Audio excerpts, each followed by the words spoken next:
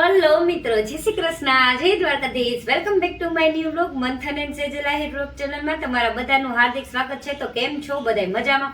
તો અત્યારે છે ને મિત્રો, ઉનાળાની છે ને ઈ સીઝન ચાલી રહી છે અને ઉનાળાની અંદર જો તમે છે ને હલવા તો બહુ બધા ખાધા હોય, તમે ગાજરના ખાધા હોય, દૂધીનો ખાધો હોય હલવો, બીટનો હલવો, બધાના હલવા છે એ તમે ખાધા હોય. પણ આવી ગરમીની અંદર છે ને ચીકુની સીઝન આવતી હોય અને શું તમે ક્યારેય ચીકુનો હલવો ખાધો છે? તો નહીં જ ખાધો હોય.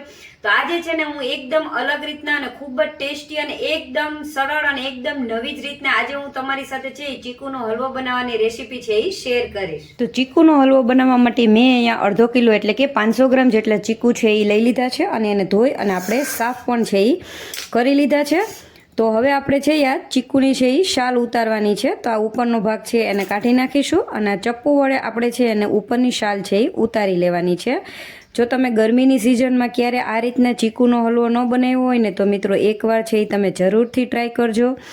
ખાવામાં ખૂબ જ ટેસ્ટી લાગે છે અને એકદમ સરસ અને એકદમ મસ્ત છે એ બને છે એનો હલવો. તો આપણે બધા ચીકુની છે એ આ રીતના શાલ છે એ ઉખેડી લેવાની છે.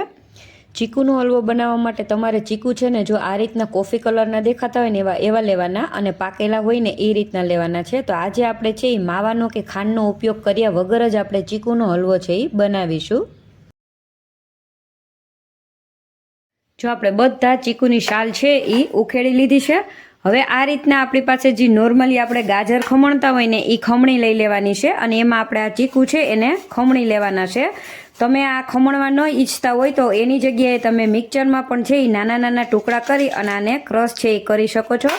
જો આ ખમણમાંથી જે આ વચ્ચેના બીનો ભાગ હોય ને એ આપણે કાઢી નાખવાનો છે અને આ જે સફેદ સફેદ ભાગ હોય એને પણ આપણે ખમણતી વખતે કાઢી લેવાનો છે. અને જો તમે નાના નાના પીસીસ કરવા માંગતા હોય ને મિત્રો તો એ રીતના પણ કરી શકો છો. પણ આ રીતના જો તમે ખમણશો ને તો ચીકુનો હલવો છે એ એકદમ સરસ છે એ બનશે અને એમાં એનો ટેસ્ટ છે એ પણ એકદમ સરસ રીતના છે એ આવશે. તો તમે કોઈ પણ રીતના એને કરી શકો છો.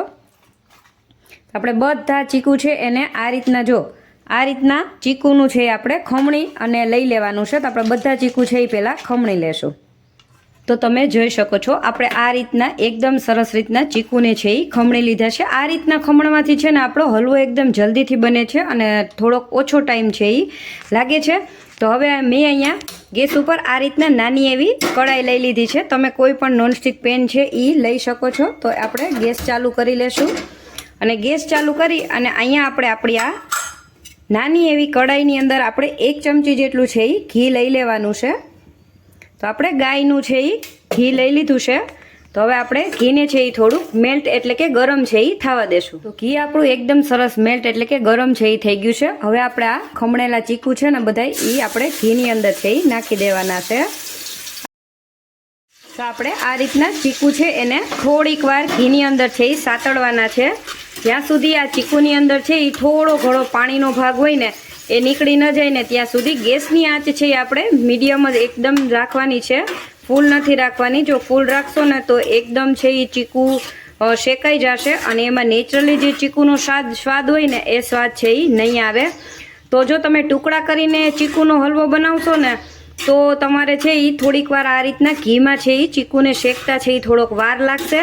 અને તમે જો ખમણી અને આને એકદમ આ રીતના બનાવશો ને તો એકદમ સરસથી જલ્દીથી છે એ ચીકુ ઘીની અંદર છે એ સતળાઈ જશે અને આ રીતના ચીકુને છે એ ખમણવાથી એની અંદર છે એ એકદમ સરસ આપણો ચીકુનો હલવો છે એકદમ સરસ દાણેદાર છે એ બને છે. તો આપણે છે તો તમે જોઈ શકો છો 5 જ મિનિટ થઈ છે અને આપણા ચીકુ છે એકદમ સરસ રીતના આપણે સાતળી લીધા છે અને તમે જોઈ શકો છો એમાં રહેલો પાણીનો ભાગ છે ને એ પણ બળી ગયો છે.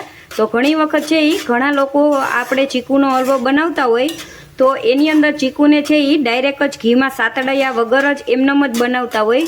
પણ તમે એકવાર જો આને ઘીમાં સાતળી અને બનાવશો ને તો ચીકુનો જે નેચરલી ટેસ્ટ હોય ને એ જળવાઈ રહે છે. તો આપણે ચીકુમાં રહેલું પાણી એ પણ છે એ બળી ગયું છે અને આટલું ફૂલ ફેટવાળું દૂધ લેવાનું છે તમારે.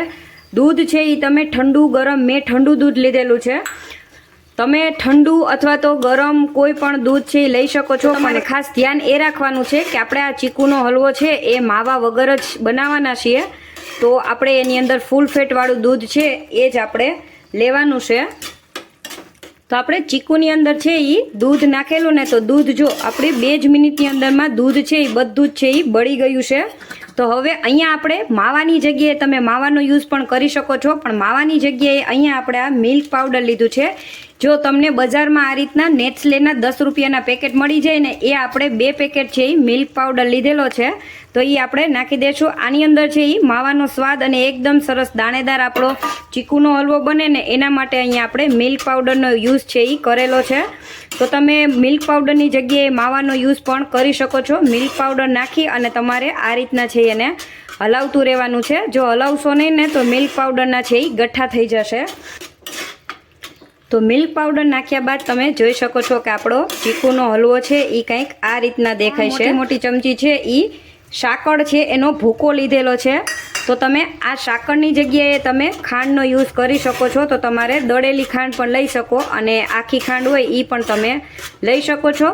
તો હવે આપણે આમાં સાકર નાખી અને આને હલાવતા રહીશું જ્યાં સુધી સાકરનું પણ પાણી બનશે એ આપણા હલવામાંથી બળી ન જઈને ત્યાં સુધી.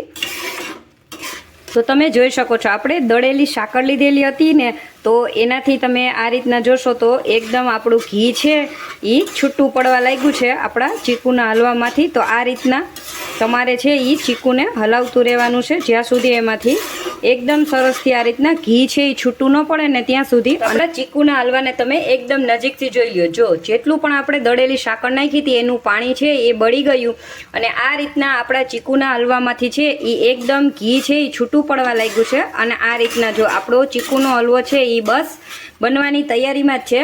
તો અહીંયા મેં છે એ કાજુ અને બદામ છે એને ભૂકો કરી અને લઈ લીધો છે. જો તમારા ઘરમાં બાળકો હોય અને એ આ કાજુ બદામ ચીકુની અંદર આ રીતના ન ખાતા હોય તો તમે ભૂકો કરીને એને લઈ શકો છો અથવા સ્કીપ પણ કરી શકો છો. તો આપણે કાજુ બદામ 1 ચમચી જેટલા છે એને આ રીતના ભૂકો કરી અને લઈ લીધા છે. અને સાથે સાથે જો તમારે કોકોનટ પાવડર એટલે કે નાળિયેરનું ખમણ જો તમે ખાતા હોય ને તો તમારે એને લઈ લેવાનું છે, જેનાથી આપણે ચીકુના હલવાનો સ્વાદ છે એકદમ સરસ આવે છે. તો આપણે અહીંયા ટોપરાનું ખમણ છે છીણ તમે જાડું અથવા તો મીડિયમ સાઇઝનું હોય એ લઈ શકો છો અને આ જ રીતના તમે જોઈ શકો છો. તો આપણો ચીકુનો હલવો છે એ પરફેક્ટ એકદમ મસ્ત રીતના છે એ બની ગયો છે. અને આને છે ને આપણે આ રીતના થોડોક ઢીલો જ છે એ રાખવાનો છે, એકદમ કઠણ નહીં કરવાનો, કારણ કે આ ઠંડો થશે ને પછી થોડોક કઠણ છે એ થશે. તો હવે આપણે ગેસની ફ્લેમ છે એને બંધ કરી દઈશું અને આપણા ચીકુના હલવાને છે એ આપણે સર્વ કરીશું. જો આપણો ચીકુનો હલવો છે એ સર્વ કરવા માટે એકદમ સરસ રીતના તૈયાર છે. તો આ ચીકુનો હલવો છે ને એને તમે 10 થી 12 દિવસ સુધી ફ્રીજની અંદર ઠંડો કરી અને સ્ટોર કરી અને તમે ખાઈ શકો છો. અને જ્યારે પણ મહેમાન આવે અને ઉનાળાની સિઝન હોય ત્યારે એકવાર છે આ ચીકુનો હલવો છે એ તમે જરૂરથી ઘરે ટ્રાય કરજો. એકદમ ટેસ્ટી અને ખૂબ જ સરસ છે એ સ્વાદ આનો આવે છે અને ખાવામાં પણ તે ખૂબ જ છે એ એકદમ ટેસ્ટી લાગે છે. તો આપણો ચીકુનો હલવો બની અને એકદમ મસ્ત રીતના તૈયાર છે એ થઈ ગયો છે. જો તમે ક્યારે ઉનાળાની સિઝનમાં ચીકુનો હલવો ટ્રાય ન કર્યો હોય ને તો એકવાર છે એ તમે જરૂરથી એને ટ્રાય કરજો. ઉપરથી છે એ થોડું કાજુ અને બદામ છે એને ગાર્નિશ છે એ કરી લેશું. તો આપણો ચીકુનો હલવો બની અને એકદમ સરસ મસ્ત રીતના જો તૈયાર છે એ થઈ ગયો છે. મસ્ત રીતના એકદમ નેચરલી અને એકદમ ચીકુનો જે પણ ટેસ્ટ હોય છે ને કુદરતી નેચરલી એ જ ટેસ્ટની સાથે આપણે ઘરમાં જ રહેલી વસ્તુઓમાંથી એકદમ નવી જ રીતના ચીકુનો હલવો બનાવેલો છે. તો જ્યારે પણ ઘરમાં મહેમાન આવે અને ઉનાળાની સિઝન હોય ને ત્યારે એકવાર છે એ તમારા મહેમાનને ચીકુનો હલવો છે એ જરૂરથી ટ્રાય કરાવજો. અને તમે ઘરે પણ છે એ નાના બાળકોને અથવા તો વડીલે અને ઘરની અંદર પણ તો જો તમે ક્યારેય ચીકુનો હલવો ના બનાવ્યો હોય ને તો એકવાર આ રીતના જરૂરથી બનાવજો, જેનો ખાવામાં ટેસ્ટ છે એ ખૂબ જ સરસ આવે છે અને એકદમ મસ્ત રીતના બને છે. નાના બાળકોથી માંડી અને બધા લોકોને છે એ પસંદ જરૂરથી આવશે. તો તમને બધાને છે એ મારી આ ચીકુની રેસીપી છે હલવો બનાવવાની એ કેવી લાગી એ કમેન્ટમાં જરૂરથી જણાવજો. વિડીયો પસંદ આવે તો વિડીયોને લાઇક કરજો, તમારા ફ્રેન્ડ્સ અને ફેમિલી સુધી છે એને શેર કરજો.